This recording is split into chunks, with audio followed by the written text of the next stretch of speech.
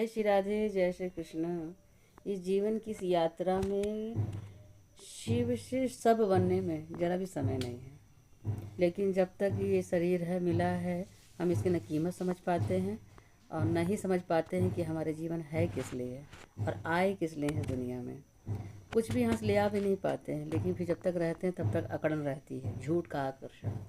इस झूठे मोह माया में फंसे रहते हैं। ये ज्ञान होता है सत्संग से। जब किसी अब संत के, किसी भगवत प्रेमी के, किसी किसी वैष्णव संप्रदाय से किसी का संग करते हैं तो भी कल्याण हो जाता है। जैसे कोई बड़ा से बड़ा पापी आदमी, अपराधी आदमी अगर राष्ट्रपति की शरण में चला जाए तो उसकी सज़ा माफ़ हो जाती है।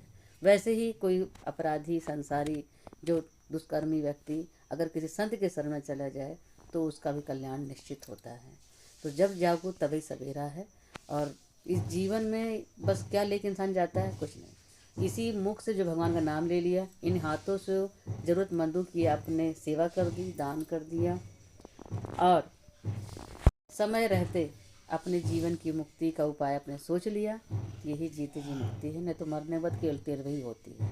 और हर व्यक्ति जो मरता है उसके सामने रोना नहीं चाहिए, क्योंकि पंच भौतिक शरीर तो यहीं रह जाता है। आत्मा राम निकल के किनारे बैठ के देखते रहते हैं, और आत्मा तो अजर अमर है। तो उसको कष्ट होता है जब उसके भाई बंधु सगे जब रोते हैं तो उसको कष्ट होता है। तो उसके कष्ट को और मोह को दूर करने का बस एक ही साधन है कि उतने टाइम भगवान का संकीर्तन करना चाहिए, नाम जाप करना चाहिए। और सबके जब जाने लगता है तो उसको जो स्नान करा कर श्रृंगार किया जाता है तो तुलसी की कंठी इस गले में पहना देना चाहिए। आँखों पर, नाक के पास, हृदय के पास तुलसी का सूखी लकड़ी रख देना चाहिए। और जो शव जलता रहेगा उसमें भी सूखी लकड़ी तुलसी वाली डाल देना चाहिए। सीधा बैकुंठ के रास्ते जाता है और उसकी मुक्ति हो जाती है, आत्मा भटकती नहीं है। जय श्री राधे।